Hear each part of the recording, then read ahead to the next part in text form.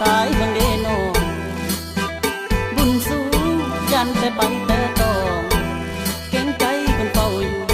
ยันแต่สู่น้องไม่ข้าเบาพี่สายแล้ว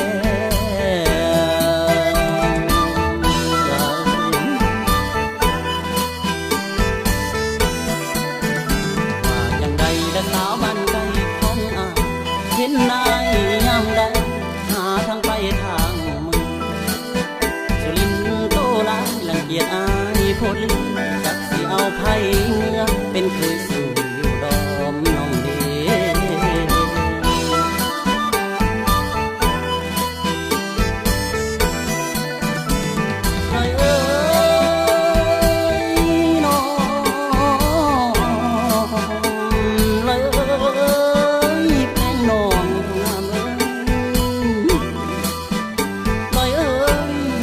อยากหลายเดอยากนำบ้านห้องบ้านมันลำบากกะใจจิตสายเดลอยว่าที่เที่ยวไปลิ้นเสือกินในเขาซาเดลอยเสือกินหัวกินหัวเพื่อนนั้นยังซาไก่เสือกินไอเพื่อนซา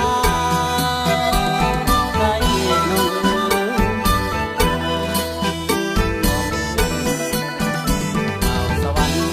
บ่ทันดอกถึงน้องคงสิขาดค่ารอเงินคำกองเต็มกระทอมให้เป็นคนจนละแม่นสิอมสิอ้อมแต่คงบ่ต้องได้หอมต้องแก้มน้องให้อุ่นใจ